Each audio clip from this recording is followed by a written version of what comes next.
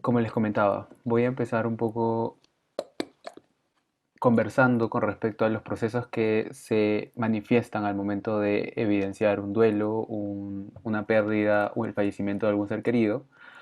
¿Y qué es lo que vamos a abordar, no? Lo primero que vamos a abordar es, en primer lugar, saber qué es el duelo, de repente llegar a un consenso sobre lo que es el duelo. Eh, Además, chequear un poco la perspectiva biopsicosocioespiritual del duelo para también entender un enfoque integral de lo que implica. De repente diferenciar lo que es el duelo normal, el duelo patológico, reconocer también lo que implica el duelo anticipado, chequear un poco cuál es el duelo en distintas poblaciones, acompañar el duelo además en niñas, niños, en adultos mayores y en padres que han perdido, han sufrido la pérdida de algún hijo o hija, además de las pautas de autocuidado para las personas en duelo y por último, desde una corriente más gestáltica y humanista, chequear un poco las pautas gestálticas para acompañar el duelo. Eh, Otra vez, como para abordar esta situación, nos hemos visto enfrentados a una pandemia, a una crisis sanitaria que nos ha evidenciado una carencia en la salud tan integral, mental, física, en cada una de las personas. Entonces, sí me parece importante también darle una mirada en el contexto en el que estamos, ¿no? Cómo vamos a abordar el duelo y cómo se está abordando actualmente frente a todas las pérdidas que se han dado. Me parece sumamente importante tenerlo en cuenta también en función de encontrar una manera más favorable, por así decirlo, de acompañar y también de autocuidarse al momento de enfrentarnos a una situación. Yo imagino que dentro de este equipo, dentro de este grupo, uno o más de uno, o por no decir todos, hemos estado expuestos a la pérdida, ya sea directa o indirecta, de alguna persona conocida, algún ser querido, alguna persona amigo de alguien. Entonces sí me parece importante también generalizar estas pautas de autocuidado porque nos va a permitir también gestionar mejor nuestras, nuestras pautas para poder llegar a acompañar o para poder nosotros también acompañarnos en este proceso. Entonces, empezamos, ¿no? ¿Qué implica el duelo? ¿Qué es el duelo? Eh, el duelo es un conjunto de fenómenos que de repente no llegan a ser solamente psicológicos, ¿no? Llegan a ser sociales, biológicos, económicos, culturales, que se ponen en marcha tras una pérdida.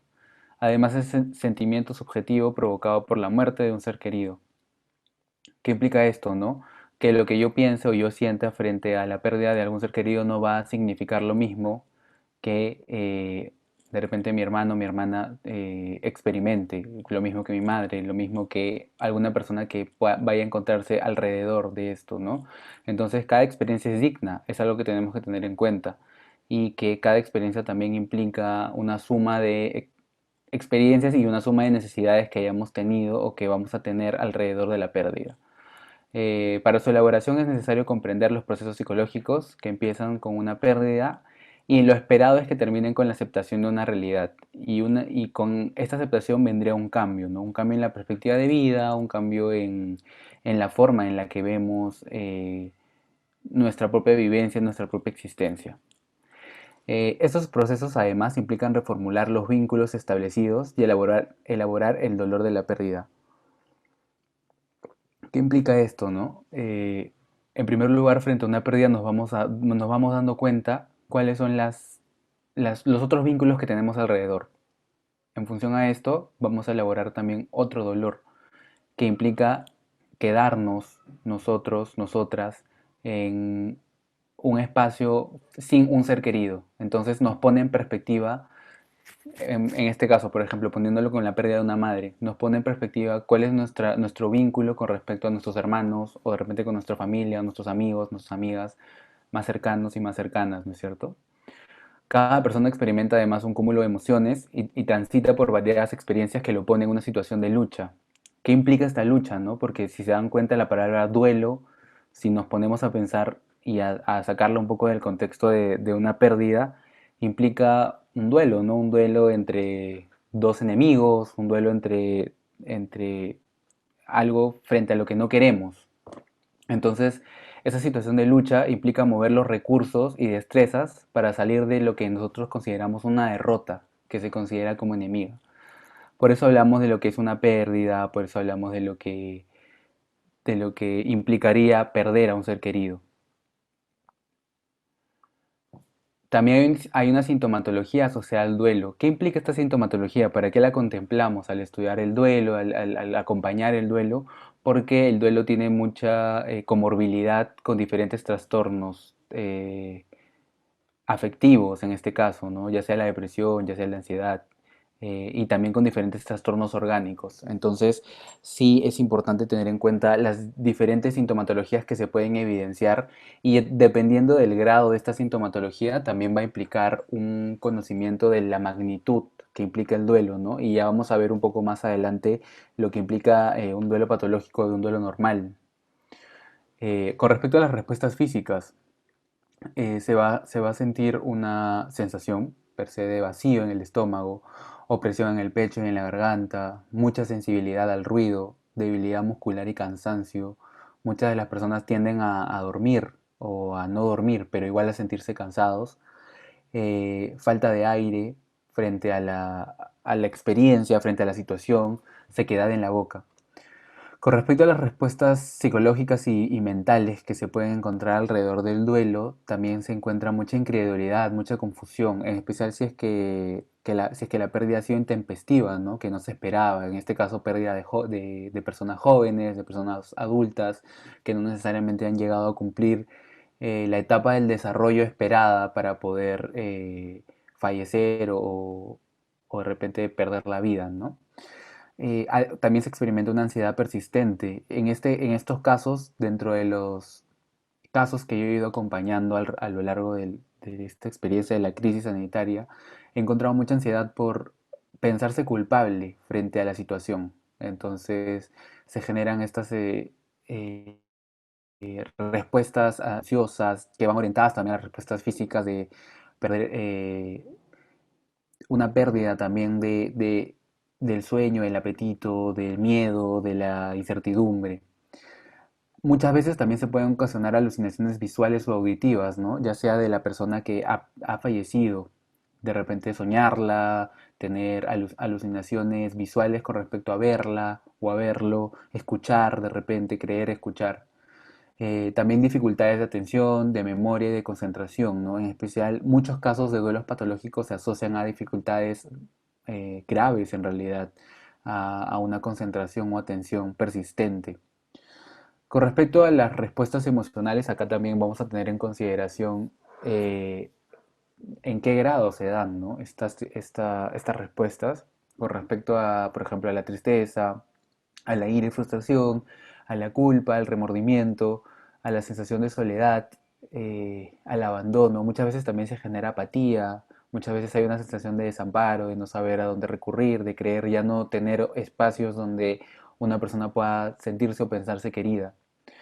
Con respecto a las respuestas conductuales, vamos a tener los trastornos del sueño y la alimentación, el retraimiento o aislamiento, sueños reminiscentes, muchos sueños que nos van a devolver a situaciones de repente frente a las cuales digamos, pucha, ¿por qué no hice esto? ¿Por qué no hice lo otro?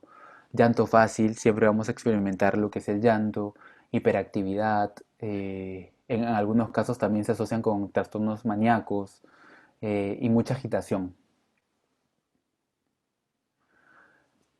Con respecto a las perspectivas que vamos a tener con respecto al estudio del duelo, esto va a ser sumamente importante por dos cosas. En primera, para darnos una mirada más integral de lo que implica el duelo en nuestras diferentes esferas de vida, ¿no es cierto?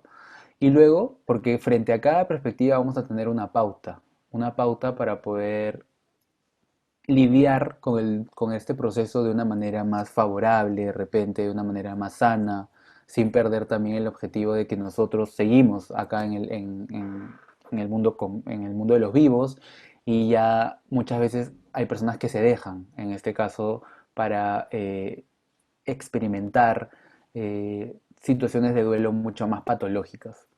Entonces, en primer lugar vamos a hablar sobre la perspectiva psicológica, la cual no se trata de evitar en donde no se trata de evitar el duelo en realidad, sino de elaborarlo y de procesarlo puesto como ya les comenté, se podrían cronificar en patologías. Luego hablamos de una perspectiva social, una perspectiva en donde existen transiciones psicosociales, tiene un componente también idiosincrático, ¿no? Que implica que es específico de cada lugar, de cada situación, de cada experiencia.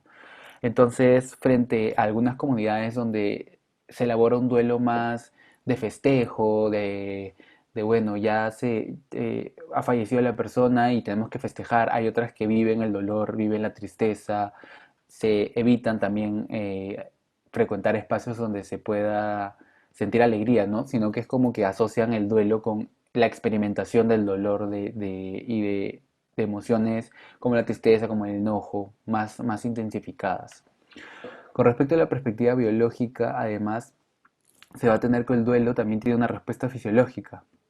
En la fase del duelo también se puede alterar el sistema inmune y esto es algo que tenemos que tener en cuenta al abordar también el acompañamiento del duelo con respecto a población adulto mayor. Entonces, ¿qué pasa? ¿No? De repente el esposo adulto mayor pierde a la esposa y uno se va dando cuenta, ¿no? Que en muchos casos no pasan ni 3 meses ni 6 meses y el esposo también fallece. ¿Qué pasa? Que el proceso del duelo también implica una alteración en el sistema inmune. La persona llega a ser mucho más, eh, la enfermedad puede ser mucho más drástica con respecto a su sistema porque ya no tiene las mismas defensas y en especial cuando pasa por este proceso de duelo y por este proceso de tristeza, hay una desregulación también de los procesos neuroendocrinológicos. Entonces esto también tenemos que tener en cuenta para acompañar procesos ya sea de adultos mayores, ya sea de niños, niñas, también ya sea de personas jóvenes en este caso, porque frente a una experiencia de duelo, ahorita en este caso de la pandemia, vamos a encontrarnos también con experiencias de duelo y con sistemas inmunes mucho más debilitados frente a la tristeza y al proceso de llevar una pérdida. Con respecto a la perspectiva espiritual, es una perspectiva que yo no he querido dejar de tocar, a pesar de que hay muchas teorías que hablan sobre perspectivas más psicológicas, sociales y biológicas y dejando de lado un poco más lo espiritual, pero a mí sí me parece sumamente importante porque he encontrado también que las personas se han llegado a acompañar en este proceso a través de estas experiencias espirituales, ¿no? Entonces el duelo se experimenta también como la pérdida del cuerpo. Sin embargo, se mantiene un ideal de compañía, ¿no? Muchas veces esto es algo que nos tranquiliza frente a la pérdida de algún ser querido, pues tenemos esta idea de que, bueno, en cuerpo ya no está, pero en alma, en espíritu, en el cielo, en donde nosotros creamos, se va a encontrar. Y esto también nos ayuda a aliviar también esta ansiedad de no saber qué es lo que pueda estar pasando. Y eso también se va a asociar mucho a las creencias de los dolientes, ¿no? Ya sea la mía de repente es un poco más que escape a lo católico, hay otras mucho más católicas que evidencian que la persona se puede encontrar en el cielo, se puede encontrar alrededor nuestro, va a tener un tiempo donde se va a ir despidiendo, cosas así. Entonces aquí vamos a empezar hablando sobre el duelo normal. ¿Qué implica un duelo normal? ¿Qué implica hablar de normalidad en este caso? No hablamos de un duelo que implique eh, la felicidad, ¿no? Esto no es un proceso que va a ceñirse en ese aspecto. Cuando hablamos de un duelo normal, es un duelo que suele manifestarse como un estado de shock, ¿sí? Caracterizado por aturdimiento, por sentimientos de perplejidad, por aparente dificultad, y donde también es común el autorreproche, ¿no?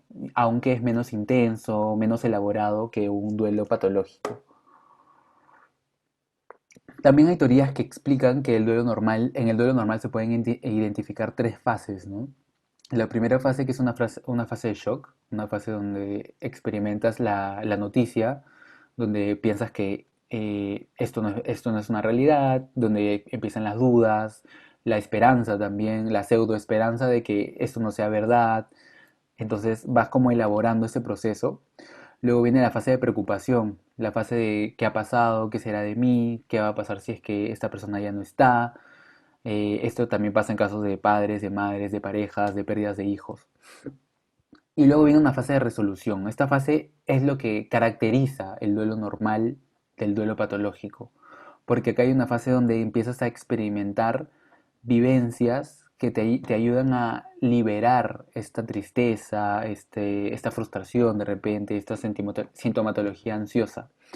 Entonces, acá en esta fase de resolución, como les sigo comentando, es una fase donde tú empiezas a experimentar eh, diferentes pensamientos, diferentes realidades, diferentes vivencias que te ayudan a ponerte en una posición de autocrítica, en una posición también de evaluar cómo se están manteniendo tus vínculos, qué es lo que estás haciendo con algunos vínculos, cómo te estás conociendo, cómo reaccionaste frente a la situación, qué te gustaría hacer ahora que ya no está esa persona, de repente cambiar un poco este panorama que hayas tenido, ¿no? ¿Qué pasa? Que otros estudios agregan también una fase previa a la resolución, que si bien se asocia un poco a la fase, al duelo patológico, también existe y también se han dado casos en contexto de pandemia, en contextos de repente fuera de la crisis sanitaria, donde se evidencia una desorganización y una desesperanza en las personas, en donde sí hay un momento de preocupación y luego aparece un momento de no saber qué pasa. Aparece un momento de sintomatología mucho más fuerte, sintomatología que empieza a desorganizar el estilo de vida de la persona, que también es un proceso, en este caso, normal, ¿no? Pues hablamos también de que la persona, frente a las diversas circunstancias que pueden pasar, porque también se puede dar con respecto a un duelo que haya aparecido de no haberse esperado, ¿no? No estamos hablando de una enfermedad, de repente tampoco estamos hablando de que se haya contagiado el COVID, sino que salió de casa, hubo un accidente y falleció. Entonces empieza este nivel de desorganización y desesperanza, pero siempre se llega a una fase de resolución. Si bien con la tristeza, con la herida latente, empieza también un proceso eh, de autocrítica, ¿no? Como es lo que les he estado comentando. Luego de ello aparece también variables que afectan el curso del duelo y que también van a ser sumamente importantes de tener en cuenta en función también de chequear cuáles son las respuestas más habituales que se dan en nuestra comunidad, desde nuestra experiencia de vida, también como para acompañarnos. Nosotros tenemos una idea del duelo, por ejemplo, desde lo personal, ¿no? Una idea un poco más occidental, una idea de sufrir la pena, de pasar por los rituales de despedida. Hay otras personas que experimentan otro tipo de duelo que se les asocia también de repente con más felicidad, con más tranquilidad, en muchos casos de acompañar también personas que han pasado por procesos de duelo de enfermedades crónicas.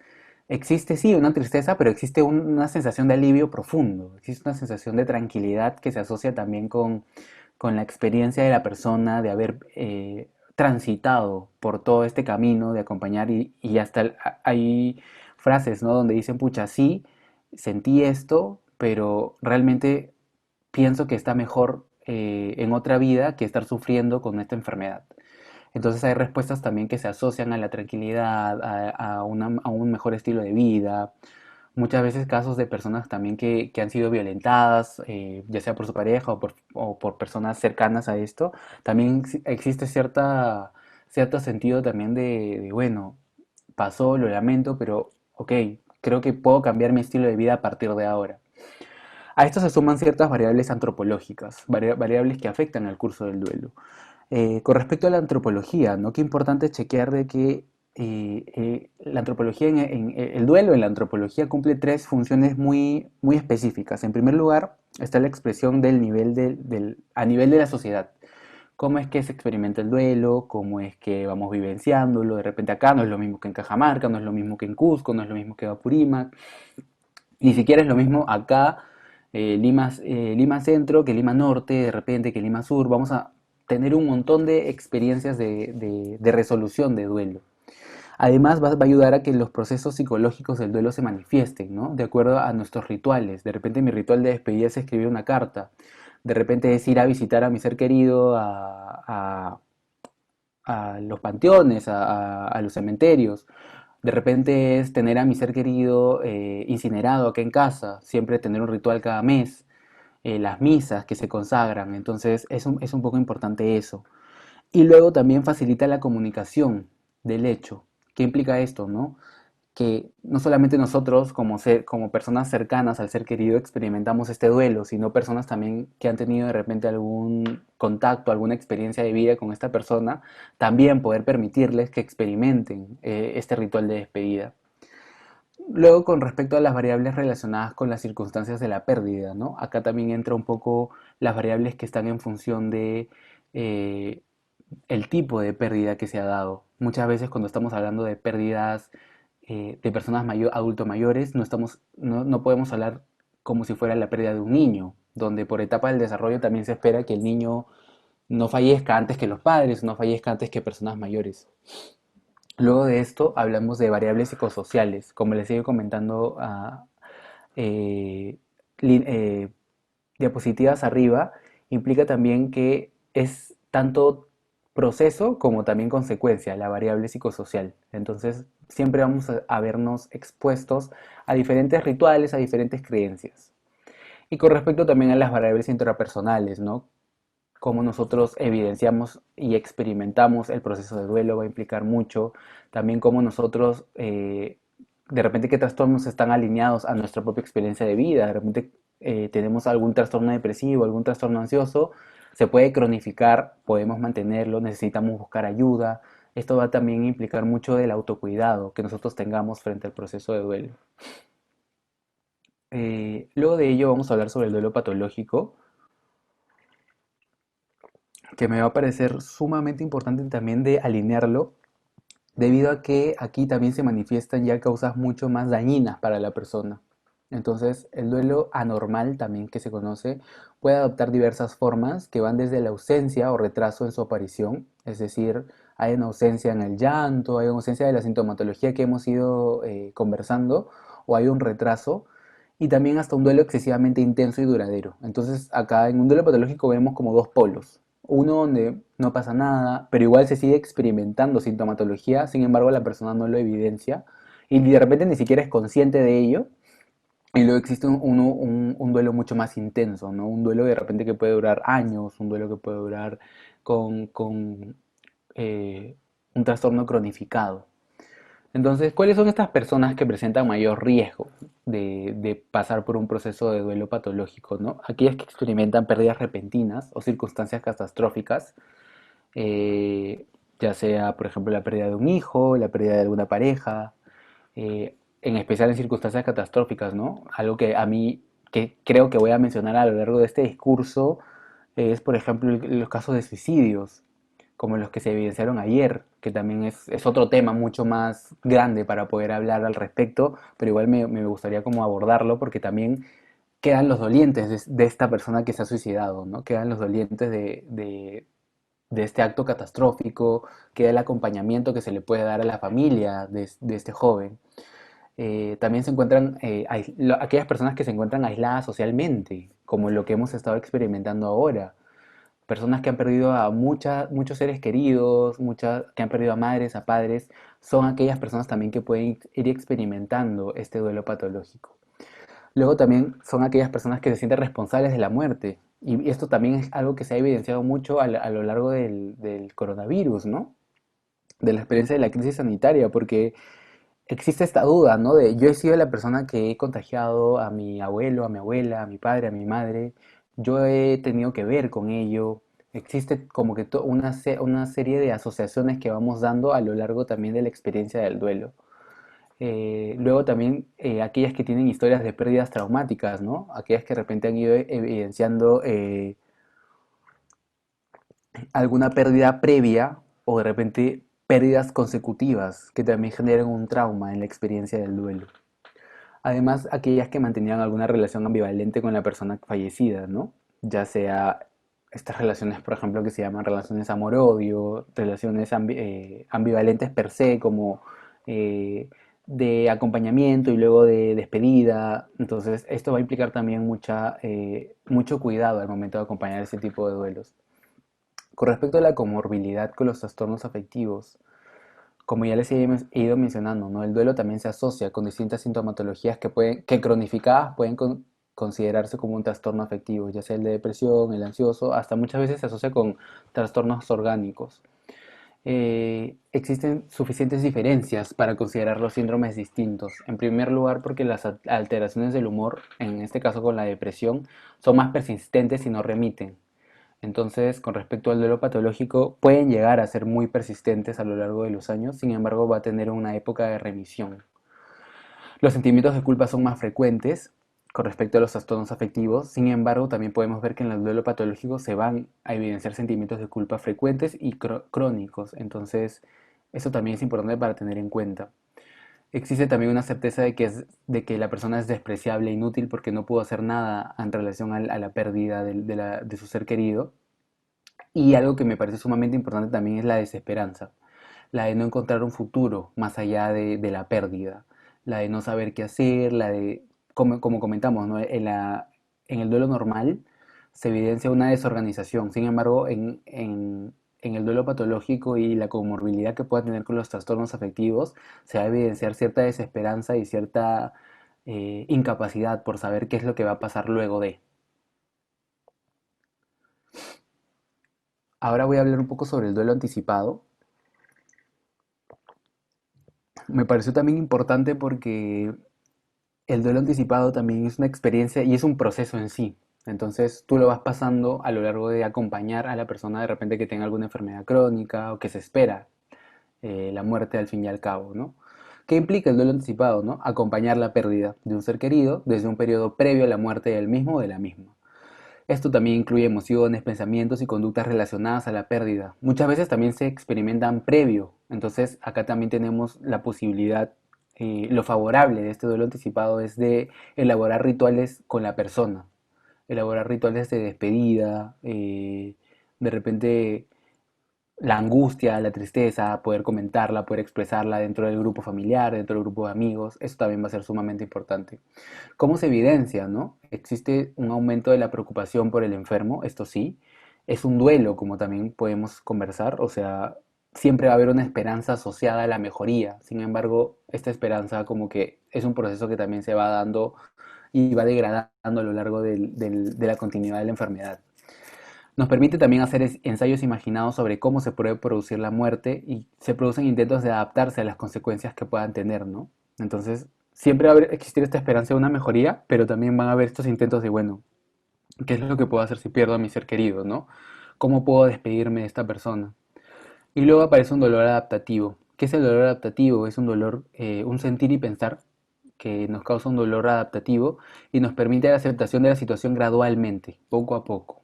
Esto, como ya les he ido comentando, ¿no? Implica también la, el contexto de una variable intrapersonal, de cómo la persona va acompañándose y cómo también se deja acompañar en el proceso. Entonces también vamos a darnos cuenta también y vamos a darnos la oportunidad de expresar sentimientos, resolver conflictos, que también va a ser sumamente importante para vivir y experimentar el duelo. Ahora, algo que me parece sumamente importante, ¿cómo vamos a acompañar el duelo con respecto a tres poblaciones específicas? A niñas, niños y adolescentes, a personas adultos mayores y a padres, madres y parejas. ¿Por qué tomé estas tres poblaciones en particular? A mí me parece sumamente importante acompañar estas experiencias, debido a que los niños, niñas y adolescentes están desde que no entienden hasta el proceso de no saber qué es lo que sucede, muchas veces son aislados de la experiencia familiar. Las personas adultos mayores, como ya les comenté, el acompañamiento desde lo orgánico, desde lo físico, debido a que esto también es un golpe al sistema inmune, entonces también es necesario realizar un acompañamiento. Y luego las padres, madres y parejas que son más duelos asociados a una pérdida no esperada, a una pérdida intempestiva. Entonces voy a empezar con los niños, niñas y adolescentes, que me parece sumamente importante. Luego de esta diapositiva yo tengo una diapositiva mucho más específica y quien requiera también de, de teoría o de manuales y guías para poder también acompañar. Esto, como ya les he dicho, es un compendio mucho más general.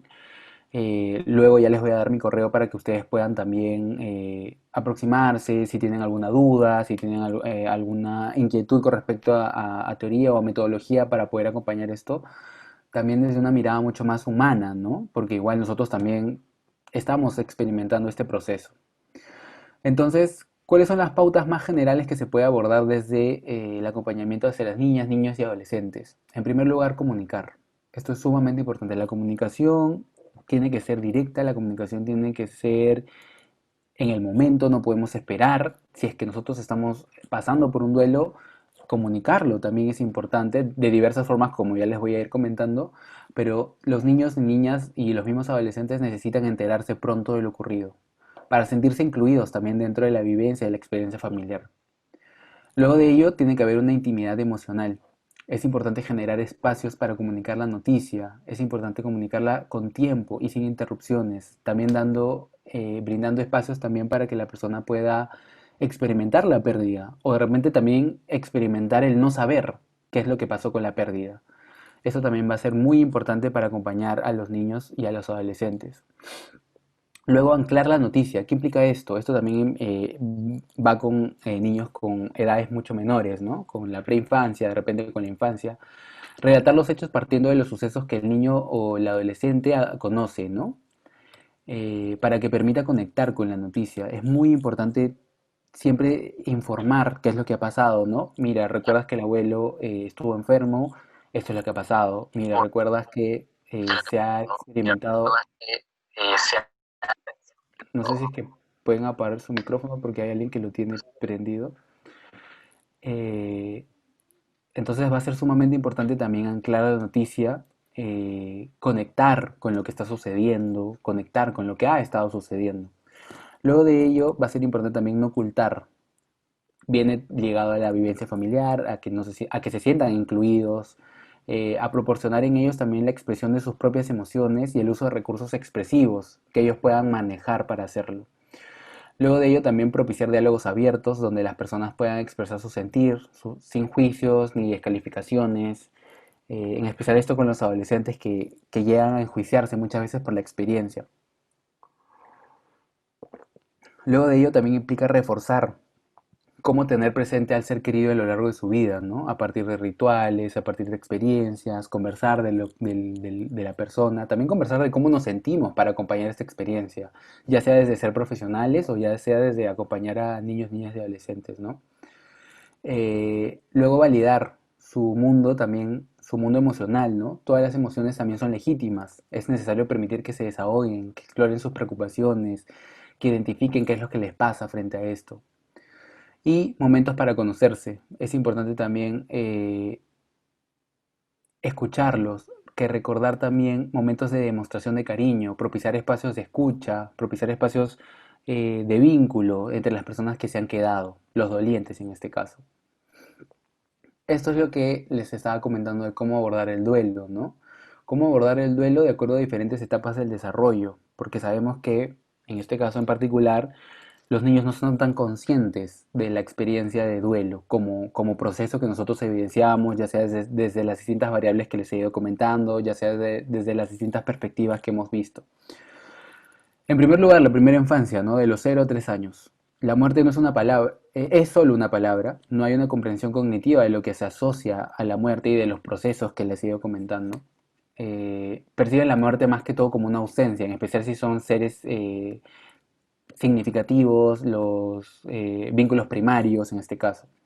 Es necesario mantener rutinas, horarios, ritmos con los bebés en estas edades para que también se minimicen los espacios que puedan generar inquietud, debido a que la persona, en este caso los niños, no reconocen la pérdida como tal. Luego de 3 a 6 años, tienen un pensamiento más concreto, como ya sabrán, creen que la muerte es temporal, es reversible. Si dicen, bueno, mi abuelo falleció, pero va a volver, entonces no creen que la muerte también sea universal, consideran de que eh, todos somos inmortales en este caso, ¿no? Puede que el abuelo se haya ido, pero mamá y papá siempre van a estar en este caso. La mejor forma de comprensión es utilizar un lenguaje basado en hechos que sean sencillos y literales. El abuelo falleció, eh, es alguien a quien ya no vamos a ver, es alguien a quien me va a doler la pérdida de repente, si es papá, si es mamá, pero empezamos, ¿no? Es alguien a quien yo quiero mucho, es una persona que te quiso mucho, concretizar bastante, porque acá también sabemos que es una respuesta eh, pragmática que no van a tener todavía desarrollada. Luego, a partir de los 6 a 10 años, saben que la muerte ya es definitiva y pueden empezar a desarrollar sentimientos de culpa, ¿no? De qué pasó, por qué el abuelo de repente o la persona falleció. Les inquieta también que alguien cercano pueda morir, les inquieta también reconocer que mamá y papá ya no son inmortales, que va a haber estas experiencias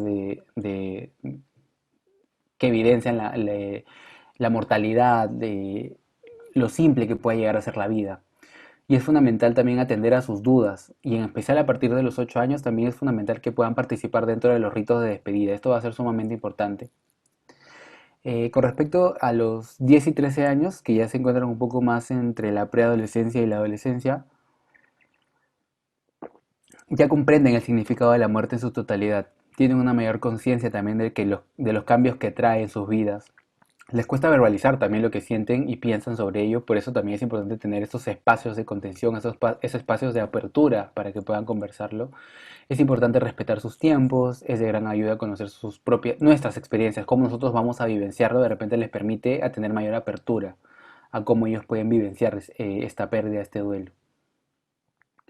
Ahora vamos a pasar a las personas adultos mayores, a algunas pautas también para poder acompañar a estas personas con respecto a sus diferentes situaciones de vida, con respecto también a que ya no se encuentran en una etapa de vida del desarrollo donde tengan las defensas más altas, entonces chequear un poco también el componente mental, el componente social, el componente biológico. Acá algunas pautas generales, ¿no? Es importante acompañarlos, acompañarlas, minimiza los sentimientos de soledad, favorece un proceso de elaboración también del duelo, de la pérdida. También es importante validar su proceso. Se tiende a pensar que es menor y que puede ser infravalorado porque, bueno, ya se encuentran en la etapa de desarrollo de repente. Sin embargo, es importante siempre crear estos espacios para evidenciar la tristeza, sintomatologizar el duelo. Entonces, va a implicar también un proceso de acompañamiento y de validación. También es importante respetar, ¿no?, el deseo de la persona mayor de ser informado o de no serlo, pero siempre tener en cuenta, en este caso, también esto estamos hablando de circunstancias no crónicas, que no se sitúen también a trastornos de repente, pero sí es importante que tengan en cuenta que la persona tiene derecho a saber, no sé, en este caso si es que un hijo o una hija ha fallecido, siempre con pautas mucho más específicas como les he ido comentando y que les puedo ir compartiendo eh, con respecto a esto, ¿no? Luego, debe haber una comprensión hacia estos espacios también de duelo, debido a que hay una conciencia más grande de la propia muerte, ¿no? Y esto también puede llegar a favorecer la ansiedad y el temor. Es como, bueno, se murió, no sé, mi amigo de la promoción, bueno, ya también me toca, ¿no? Qué me toca esperar? ¿Qué es lo que puedo hacer? Empiezan estas dudas que muchas veces no son escuchadas, muchas veces no son validadas. Y es por eso también que viene la segunda pauta, ¿no? Como estar disponibles, ofrecer un apoyo emocional y saber escuchar, saber acompañar esos procesos, permitir hablar también de la persona fallecida, de repente de las experiencias que se han vivenciado a lo largo de la vida del adulto mayor. Y aquí también siempre va a ser importante recordar los hábitos saludables, tener cuidado de la deshidratación, la falta de alimentación, el insomnio, siempre acompañar a las personas adultos mayores para que puedan pensarse también en espacios de sostén, en espacios de libertad también para poder expresar estas emociones.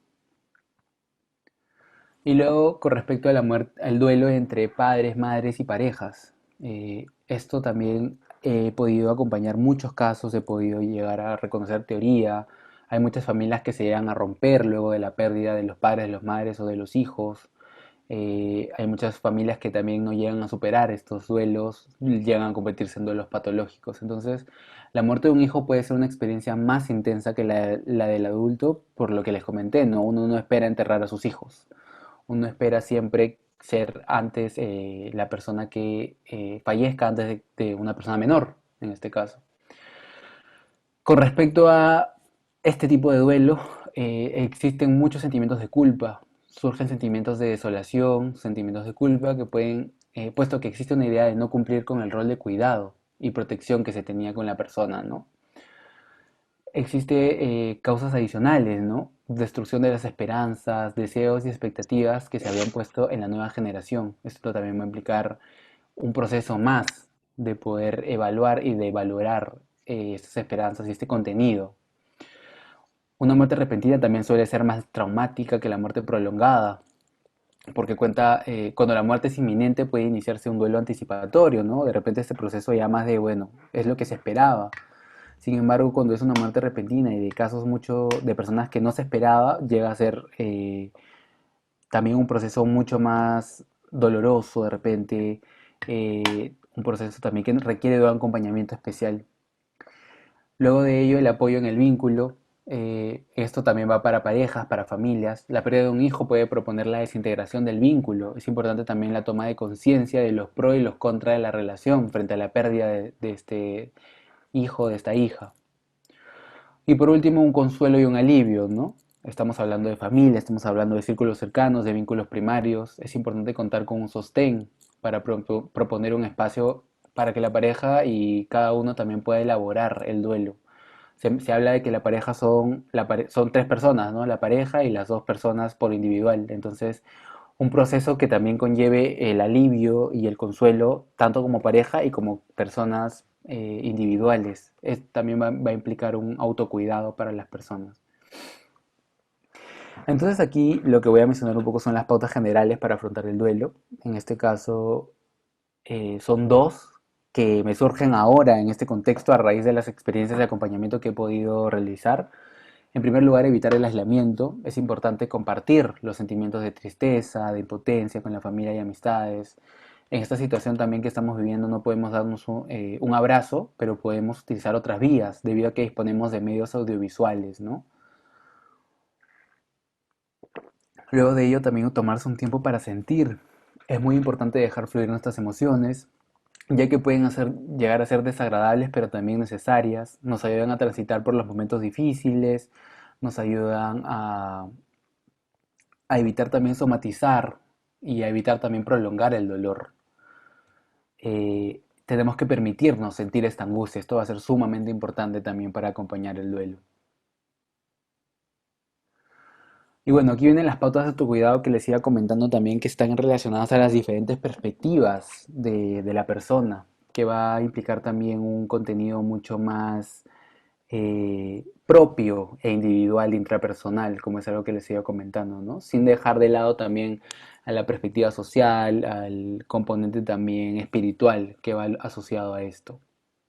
Entonces acá tenemos una parte física somática. ¿Cuáles son las pequeñas pautas que podemos tener que si bien pueden llegar a ser y resultar comunes, es como del día a día, muchas veces frente a un duelo nos olvidamos y muchas veces frente a un duelo necesitamos de este acompañamiento para poder mantener nuestro día a día, nuestras actividades, eh, nues- nuestros cronogramas también al día, ¿no? Entonces es importante comer e hidratarse, es importante hacer ejercicio físico, eso nos permite también eliminar toxinas, eliminar hormonas, de repente también como una sensación de desgaste que también nos puede permitir. Dormir es sumamente necesario. Si bien nos hemos dado cuenta que se desregula el sueño, se desregula el apetito, es necesario tener espacios donde se pueda llegar a conciliar el sueño, a comer, a tener hábitos más saludables. Acá que hablo con los hábitos poco saludables, ¿no? Evitar el consumo de drogas, el consumo de alcohol, el consumo de cigarro, porque esto va a incrementar o cronificar también las experiencias y la sintomatología físico-somática. Es importante también darle un espacio al cuerpo para ser escuchado. De repente necesitamos de una semana de poder experimentar el duelo. Está bien, necesitamos llorar, escuchemos, propongamos el espacio también para llorar, para tener ciertas dudas, para golpear, para descargar el enojo, para descargar la tristeza.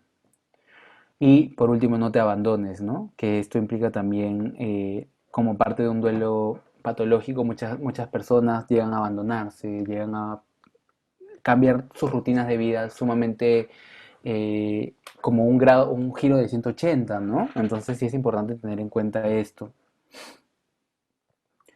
Con respecto a la parte emocional y relacional, es necesario normalizar las emociones y las sensaciones de soledad, de tristeza y enfado. Muchas veces la gente le tiene miedo a esto, porque claramente posicionarnos y vivenciar estas emociones implica también un proceso de, ok, vamos a detenernos y vamos a experimentarlas y vamos a de repente descargarlas. Y mucha gente también no tiene ni la intención, ni el espacio, ni el tiempo para poder hacerlo. Entonces sí es importante tenerlo al menos en cuenta para chequear que tenemos la posibilidad de tener estos espacios para descargar. Es favorable también conectar con momentos de recogimiento en soledad, si es que alguien lo necesita, si es que alguien lo propone, permitirles estos espacios también, ¿no? Sin dejar de lado el hecho de que pueden llegar a volverse más crónicos, de repente a que la persona pueda llegar a vivir en soledad. Sin embargo, es importante darle también un poco de apertura y de ir controlando también esos espacios de, ok, te dejo solo esta tarde, está bien, igual te voy a seguir acompañando, porque también es necesario identificar para qué necesita sentirse solo o sola, qué quiere experimentar que no puede experimentarlo en compañía de alguien, y ir un poco midiendo o graduando esto. Luego también proponer círculos de seguridad, ¿no? Haz una lista de las personas con las que te pienses cómoda para conversar de estas experiencias, de repente amigos, amigas, para poder vivenciar de repente la tristeza o el enojo. Y desde aquí es importante también tener algo que yo siempre propongo a mis pacientes, es escribir de repente cómo la persona se siente, qué es lo que piensa, cuáles son las necesidades, cuáles son sus avances, los pequeños pasos que van dando a lo largo del proceso del duelo, ¿no? Luego de ello, haz de tu hogar un espacio acogedor también durante estos días, en especial ahora que estamos vivenciando la época de pandemia, de repente donde no, en el confinamiento donde no podíamos salir y teníamos que experimentar igual el ritual de despedida, hacer este espacio, ¿no? De repente algún espacio también donde se pueda despedir a la persona. Luego pedir ayuda.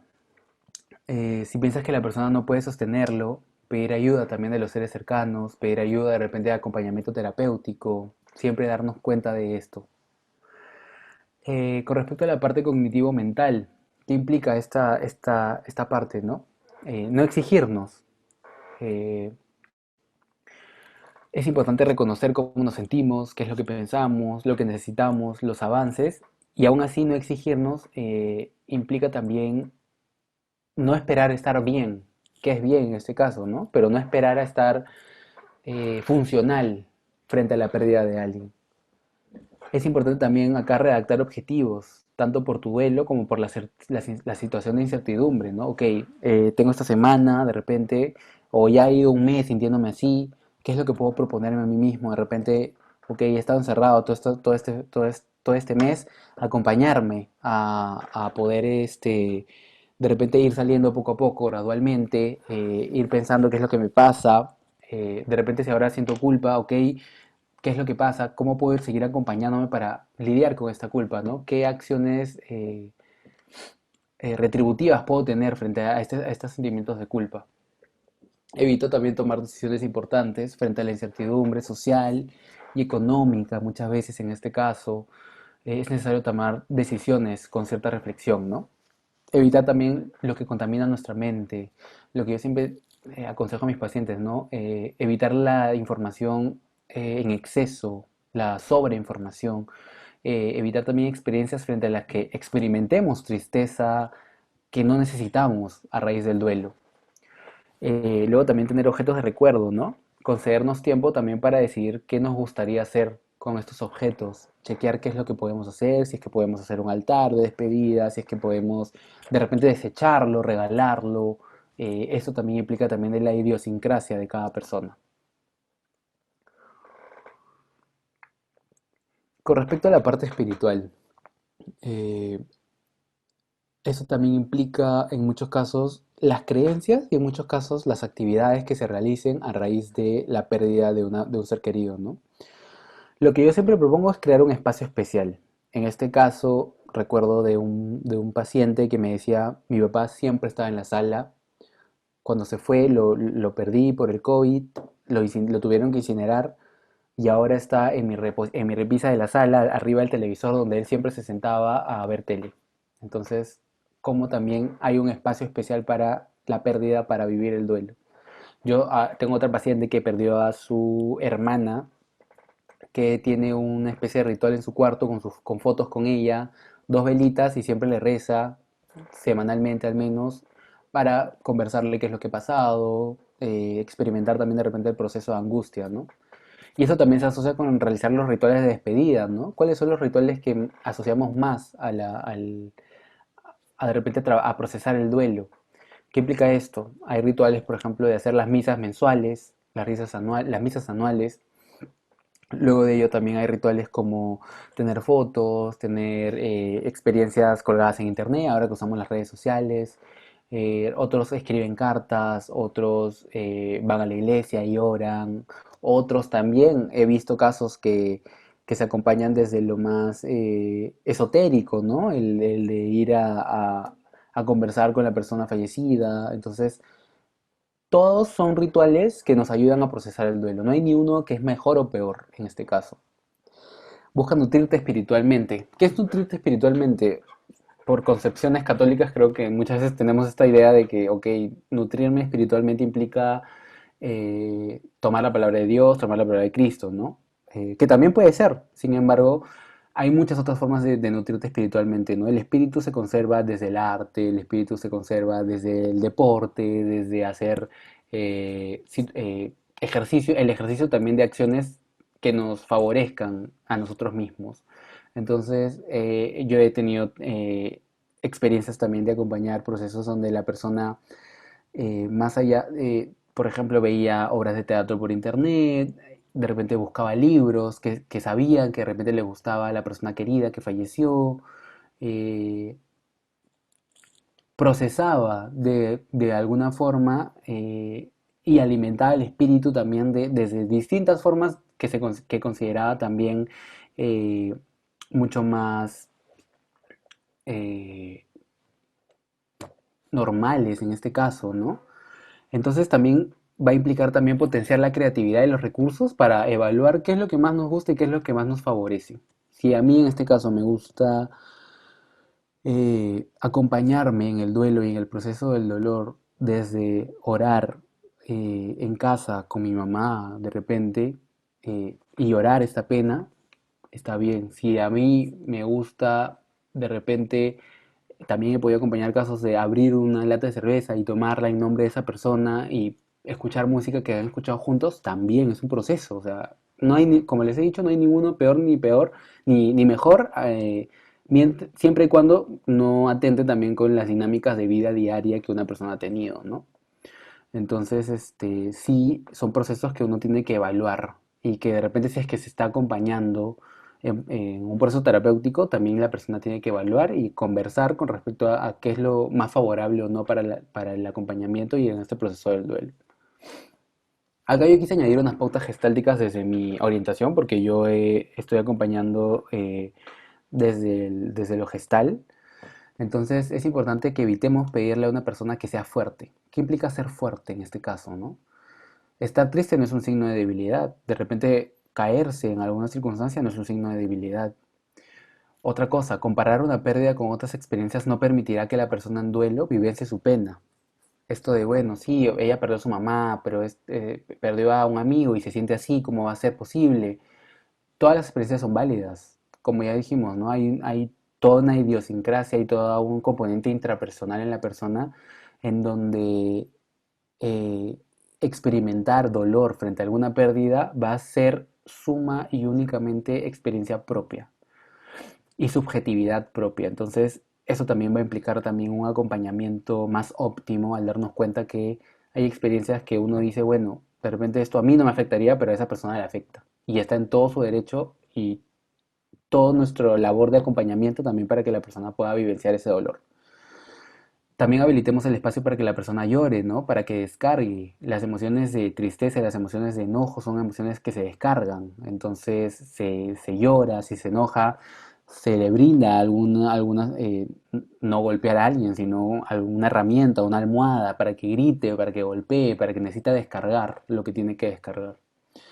Evitemos también, frente a estas emociones de descarga, contener las emociones. Propongamos espacios donde se liberen con cuidado. En este caso también no decir, bueno, ya libéralo y ve tú, sino como de repente en los espacios terapéuticos, ok, te acompaño a que lo liberes. Y este acompañamiento en el dolor no significa dar ánimos. Aquí no es como que, bueno, todo va a ir mejor, ¿no? ¿Qué va a ir mejor? Ya no está la persona. Te acompaño en el dolor, te acompaño en el proceso, frente a lo que necesites. Y la misma persona se va a conocer y la misma persona se va a acompañar para vivenciar este proceso. Es importante también la forma de entender la muerte, ¿no?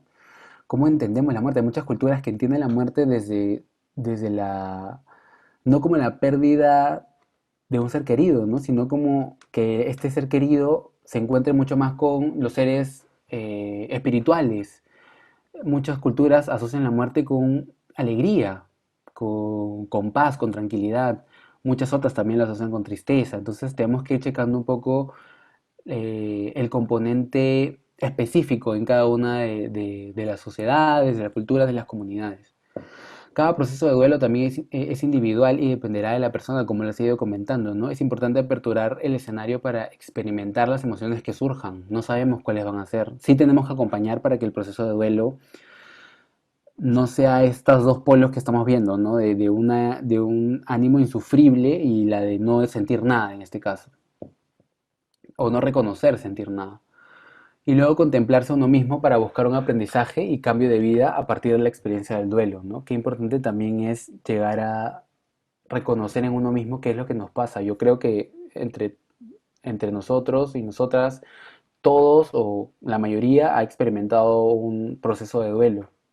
Entonces, eso también implica tomar en cuenta qué es lo que nos pasa frente a la experiencia, reconocer qué queremos frente a los nuevos vínculos que proponemos, cómo acompañamos también en nuestro rol. No sé si todos acá llegan a acompañar pacientes, pero sí me parece importante también chequear cómo es que acompañamos estas vivencias, estas experiencias a lo largo de los procesos de duelo, ¿no? Y bueno, yo dejo un mensaje final acá que me parece sumamente importante, en donde no existe una mejor o peor respuesta frente a la pérdida de un ser querido. En ocasiones es un proceso lleno de dudas y de miedos, lo cual puede venir en frustraciones y culpa por el fallecimiento de la persona. Es importante entender que el proceso de sanar no es lineal, vamos a tener momentos de frustración y el poder superarlos va a depender también del autocuidado, el acompañamiento que tengamos con nosotros y con nosotras mismas. Yo quiero terminar con este mensaje que me pareció sumamente fuerte y sumamente alentador en mí, desde mi perspectiva, porque, como ya dije, ¿no? El proceso de duelo no es un proceso que tú tengas que hacer sentir feliz a la persona, o que la persona tenga que pasar o transitar por esto sintiéndose tranquila o contenta. No, es un proceso que implica dolor, es un proceso que implica emociones como enojo, como angustia. Entonces, todo esto también va a significar un proceso de acompañamiento en la persona, un proceso de autocuidado, como ya les di estas pautas, ¿no? Desde las diferentes perspectivas, también entender cuáles son los procesos de cada uno, también chequear cuál es la sintomatología que se asocia y cuál es la cronificación que se le da. Entonces el proceso del duelo no es un proceso que simplemente digamos, ah, bueno, sí, no, está llorando, ok, siéntete mejor, tú eres fuerte. No, es un proceso que tenemos que acompañar desde la responsabilidad de personas que se encuentran, ¿no? Dentro de este acompañamiento, desde las personas que trabajan, desde la psicología, desde la terapia, desde los distintos campos en los que nos queramos dirigir, va a ser sumamente importante vivenciar nuestros propios procesos de duelo y acompañar desde la vivencia de otros. Y bueno, acá les dejo mi correo, ahí está, por si alguno tiene alguna duda, alguna incertidumbre o de repente están acompañando procesos y de repente no saben cómo orientarlos. Yo estoy dispuesto y disponible a poder acompañarlos en lo que ustedes necesiten.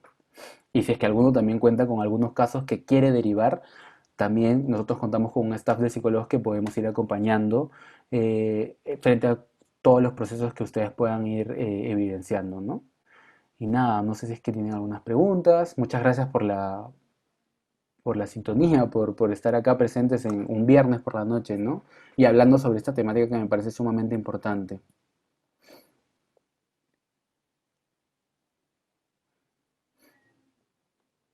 Sí, licenciado Borja, hay algunas preguntas. No sé si la puede visualizar o desea que la lea. Sí, por favor, si pudieras leerla.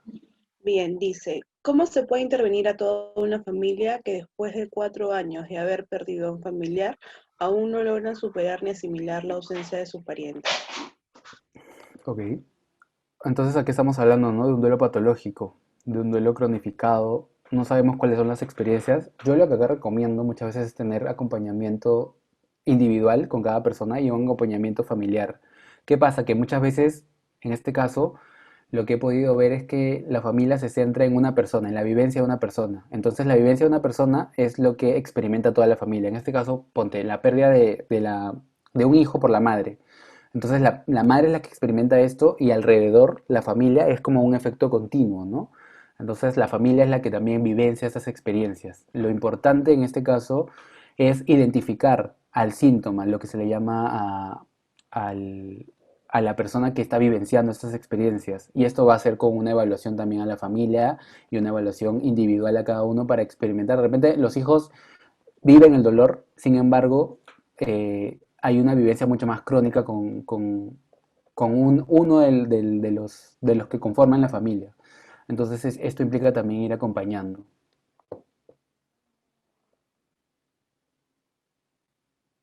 Bien, tenemos varias preguntas. Estoy leyendo algunas de Facebook también que nos están visualizando. Dice, ¿no? Hola, quisiera saber hasta qué punto es saludable o accesible que los dolientes hagan rituales. En realidad yo lo que propongo es que hagan rituales. Yo lo que propongo es que tengan esas experiencias de despedida. Ahora, ¿qué rituales tú consideras propios para ti, para despedir? O sea, si es que de repente no eres una persona muy religiosa, estar en tu misa una vez al mes no es lo que tú necesitas. De repente lo que tú necesitas es escribir una carta, de repente lo que tú necesitas es experimentar estas emociones y llorarlo de vez en cuando. Entonces, a mí lo que sí me parece importante es que la persona tenga estos rituales y que los acomode a las necesidades propias, porque muchas veces también, como ya comenté, ¿no? Experimentamos y tratamos de eh, acompañarnos en el duelo desde otras experiencias, cuando no es lo que necesitamos en este caso, ¿no? Bien. Yanina nos dice, cuando una mujer decidió separarse por infidelidad de su pareja luego de 36 años, ¿cómo ayudar a la señora a superar esta pérdida? Ok, acá estamos hablando de un duelo ya no de un fallecimiento, sino estamos hablando de un duelo de pareja, ¿no? Que igual también es igual de válido.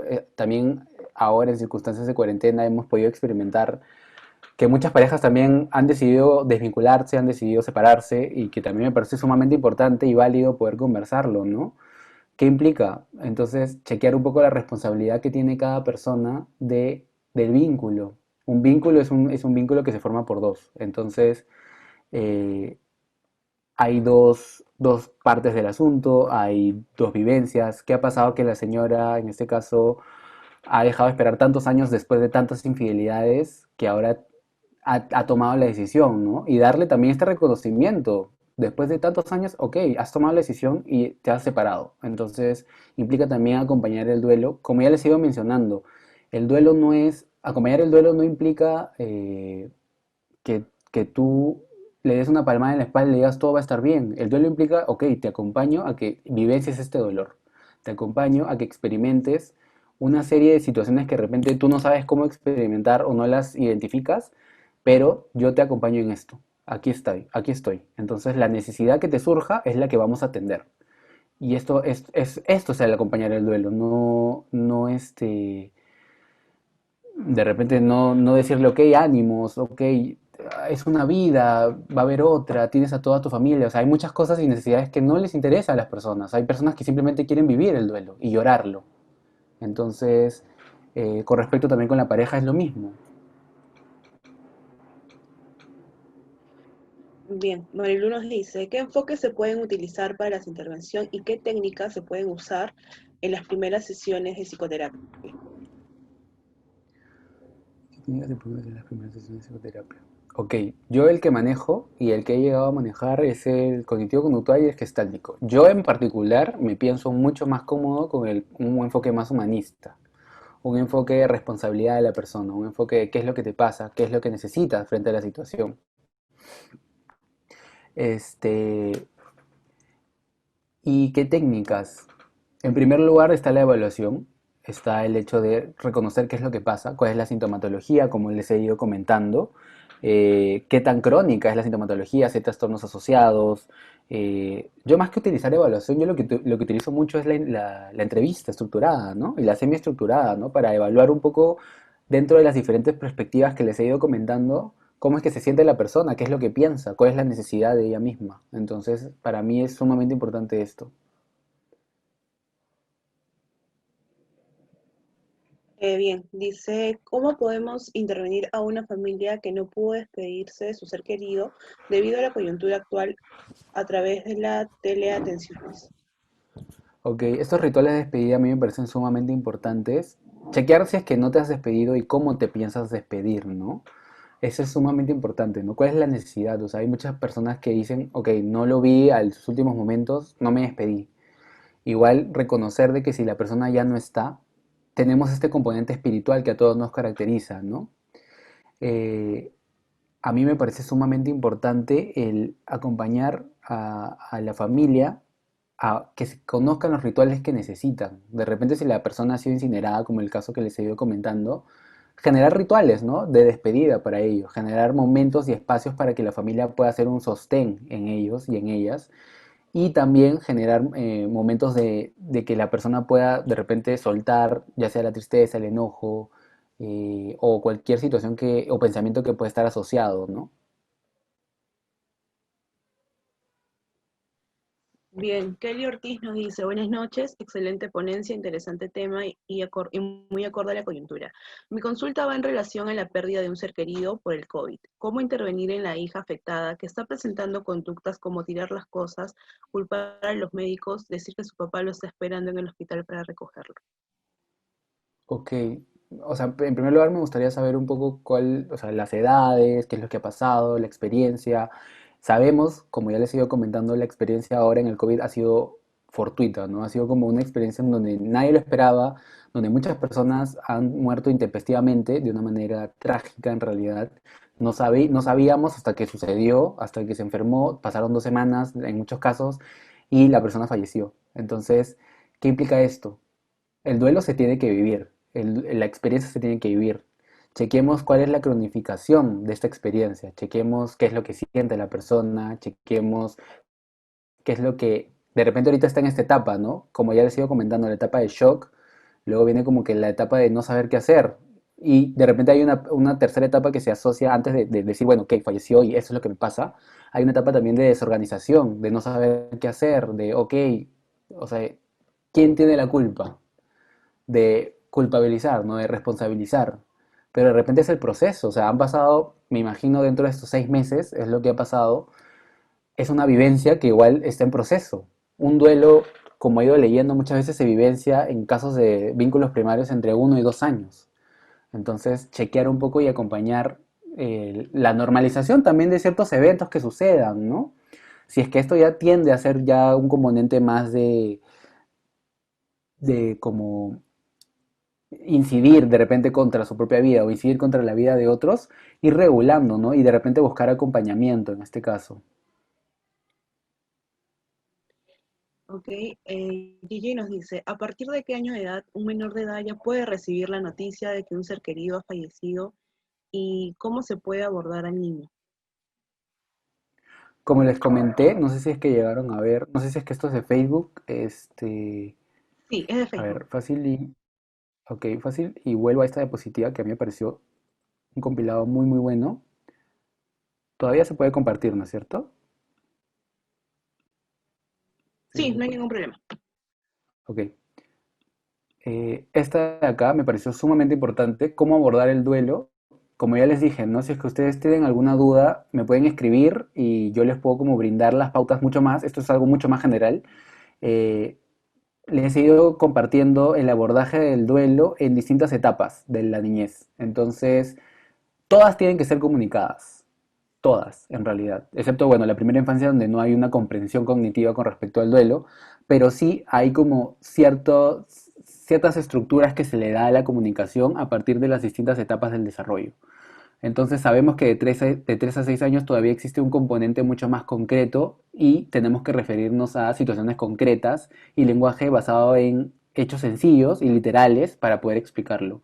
Ya sabemos que de 6 a 10, de 10 a 13 ya empieza un componente mucho más abstracto, entonces ya podemos ir identificando e ir conversando sobre el desarrollo de los sentimientos de culpa, sobre lo que es la muerte, sobre la idea también de que no somos inmortales, sino que nosotros todos en algún momento vamos a fallecer. Sin embargo, dentro de los 6 a 10 años, lo que también he podido llegar a leer es como especificar que esto es algo que va a pasar a muy largo plazo. Si bien no sabemos qué es lo que pueda pasar porque hay situaciones fortuitas, tenemos que ir identificando de que esto va a pasar en mucho, mucho, mucho tiempo. Ahí, dentro de las guías de las pautas, especifican, ¿no? Mencionar literal mucho, mucho, mucho tiempo. Esto va a pasar en mucho, mucho, mucho tiempo. Cuando yo esté muy, muy, muy viejo, entonces esto es algo como que tranquiliza a los niños en estas etapas, ¿no? Y también que ellos formen parte también de ciertos rituales de despedida. Va a implicar también la vivencia del duelo, ¿no? Porque imagínate que de 6 a 10 años estén ahí, nosotros, de repente en este caso padres, hablando, llorando la pena y esos niños sintiéndose como excluidos de la vivencia, que eso también es muy importante. Y ya de 10 a 13 y cuando continúa la adolescencia hay una situación de dificultad para verbalizar lo que se siente y lo que se piensa. Entonces es importante también respetar, es importante abrir espacios, es importante explicar cómo nos sentimos nosotros para que también las otras personas tengan esta apertura de identificar cómo es que se sienten, ¿no? Ok, eh, dice Antonia Fernández, en el caso de niños con habilidades diferentes, ¿es el mismo proceso para abordar el duelo? Ujú. Ok, en el caso de niños con habilidades, más que lo mismo, hay un acápite que nosotros hemos trabajado dentro de nuestro grupo, donde se evalúa el hecho de trabajar con personas con habilidades diferentes. Chequear qué habilidad estamos trabajando, ¿no? Chequear de qué trastorno estamos abordando en este caso, ¿no? Si estamos abordando un trastorno más de Asperger, donde también sabemos que hay una concretización de las emociones mucho más fuertes, si estamos abordando un síndrome de Down, desde qué nivel, pero igual siempre hay este componente de informar. La información se va a regular con respecto a las diferentes etapas de vida, las diferentes etapas del desarrollo, los diferentes trastornos con los que cuente la persona. Sin embargo, la información siempre va a estar presente.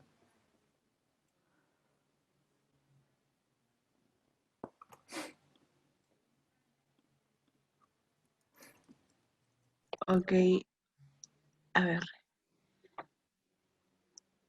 Aquí Jorge nos dice, buenas noches, licenciado, muchas gracias por la ponencia. Mi pregunta es, ¿cómo podríamos trabajar en el caso de un duelo ambiguo?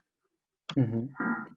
Ok, cuando hablamos de un duelo ambiguo, estamos hablando de un duelo frente al que no hubo un cierre, ¿no? No hubo una comprensión, donde se busca siempre respuestas en este caso, que es lo que nos ha sucedido muchas veces ahora, ¿no? ¿Qué pasa con un duelo ambiguo? Un duelo ambiguo puede transformarse y cronificarse como un duelo patológico, y yo creo que sí es necesario tener un acompañamiento en este caso, ya sea terapéutico o desde familiar, desde contención, en donde identificar que las dudas o las preguntas no van a traer a la realidad o no van a volver a la persona a la vida. Entonces, este duelo ambiguo se tiene que responder en qué te pasa a ti que necesitas saber por qué sucedió.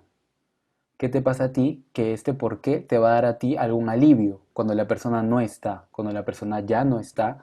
Entonces empecemos a trabajar en cómo haces tú para y cronificar estos pensamientos, estas emociones que se asocian a un duelo ambiguo.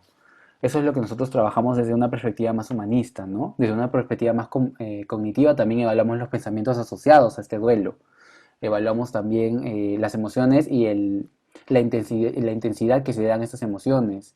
Y evaluamos también chequear cuáles son de repente algunos sesgos que hay o que existen alrededor del duelo o alrededor de la pérdida que también van a implicar un mayor conocimiento de la situación y también un mejor acompañamiento en la persona. Bien, dos preguntas más para terminar, ¿le Ujú. parece? Sí, Bien, dice Nancy, nos dicen, hay muchas personas que ante la pérdida de sus seres no muestran sus emociones porque se sienten que si muestran su dolor, sienten que sus familiares van a estar inestables emocionalmente y quieren mostrarse fuerte. Pero esto llega a alterar en lo orgánico. sí, todo lo que es, yo siempre digo, ¿no? Como es adentro es afuera. Entonces, en algún momento de tu día, de tu día a día, de tu vida, vas a sintomatizar las experiencias que no estás vivenciando. Si tú sientes tristeza, si tú sientes enojo, si tú sientes ansiedad, si sientes frustración, si piensas una serie de pensamientos que pueden estar asociados de ese dolor y no lo comunicas y no lo expresas, todo se va a sintomatizar. Eso va a salir, de todas maneras. En algún momento de tu vida, en alguna etapa, de repente como un trauma, pero va a salir. Entonces lo que yo siempre recomiendo es que esto pueda experimentarse, que esto pueda vivenciarse, que la familia sea un sostén también. Acá no hay, yo le oculto a mi familia porque se va a sentir peor. La familia también está viviendo un duelo, me imagino. Entonces es importante también que la familia sea un sostén y que también sea una fuente de contención para cada uno de los integrantes. Si es que es, no sé, mamá la que ha muerto, entre los hermanos poder acompañarse. Y de repente yo estoy viviendo un dolor y me da miedo que mi hermano también lo viva, ¿qué te hace pensar de que el hermano no lo está viviendo? ¿Qué te hace pensar que de repente él también estaba pensando lo mismo y que de repente el acompañarse y el expresar el dolor va a generar una mayor apertura de vivenciar estas emociones, ¿no? Y de acompañarse y de repente decir, pucha, estamos pasando por lo mismo, el mismo dolor, y acompañarnos en esto, ¿no? Bien, tenemos una pregunta de Jorge Correa. Me solicita de que active el micro, ya lo activé. Bien, puede hacer su pregunta. Licenciado Borja, buenas noches. Buenas noches. Agradecerle por la ponencia. Quería hacerle una consulta. Ujú, En el tema del duelo anticipado, si bien mencionó de que se podría generar un dolor adaptativo, se podría adaptar uno al dolor cuando se ujú, genera este duelo anticipado, pero también esto podría generar lo que es un sentimiento de culpabilidad, ¿no? Al haber fallecido la persona, de repente uno puede sentirse culpable por decir, yo ya estaba esperando que suceda esto, yo ya estaba pensando en que iba a fallecer. Entonces, en el caso de que se genere ese sentimiento de culpabilidad, ¿cómo se podría trabajar en ese sentido? ujú. Gracias. Gracias por tu pregunta, Jorge. En primer lugar, ¿no? ¿Cuáles son estos pensamientos que se asocian con la culpa? ¿La culpa frente a qué? Es algo muy importante, chequear. A mí me parece importante, ok, estoy llamando a la muerte al pensar que mi familiar se va a morir frente a alguna enfermedad crónica, en este caso, que es lo que más común hay en duelos anticipados. Eh, es un poco también chequear ideas y las que están alrededor y las emociones que surgen también de esas ideas, ¿no? Que son bastante asociadas. El componente cognitivo está muy asociado al componente emocional relacional. Entonces, si es que yo estoy pensando esto, obviamente voy a sentir sentimientos de culpa, voy a procesar sentimientos de tristeza, de frustración, de ansiedad. Entonces, sí va a ser importante también que chequemos y tengamos una mirada más autocrítica, tanto desde la persona que lo está vivenciando de repente como la persona que lo está acompañando, a experimentar, ok, ¿qué es lo que está sucediendo? ¿Frente a qué siento la culpa? ¿Frente a que mi familiar se haya ido o a la idea de que yo hice algo para que el familiar fallezca? Entonces, solucionando un poco estos pensamientos, que es lo primero que yo creo que debemos abordar, y las emociones ligadas a ello, yo creo que va a ser un proceso mucho más llevadero el de procesar el duelo anticipado, ¿no? Porque sabemos que el duelo anticipado es un duelo frente al que tú ya tienes una vivencia previa, ¿no? Tú estás viendo a esa persona fallecer, tú estás viendo que esa persona no se está recuperando. Como ya dije, siempre hay un ápice de esperanza al momento de acompañar estos procesos. Sin embargo, hay también una realidad y una realidad que habla en este caso. Gracias, licenciado. Gracias a ti.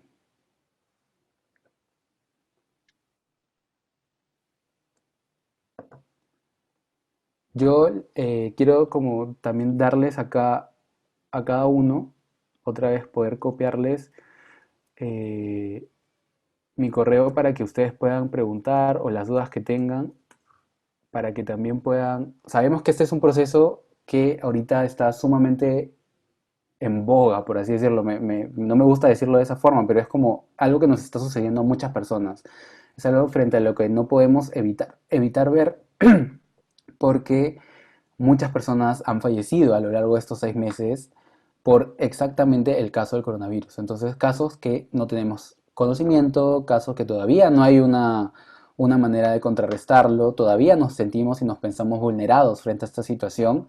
Entonces, acompañar el proceso de duelo también implica mucha intención por parte de la persona y por parte de la persona que acompaña de sostenernos en la incertidumbre. Entonces, todos estamos vivenciando por esto.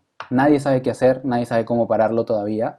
Entonces, sostenernos en la incertidumbre va a ser el proceso necesario para poder acompañar los procesos, ya sea de los distintos casos del duelo que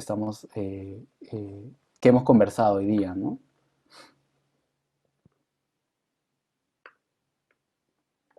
Bien, licenciado Jorge, si ya no hay más preguntas, podemos dar por culminado la conferencia del día de hoy, sin antes agradecerle por habernos compartido sus conocimientos.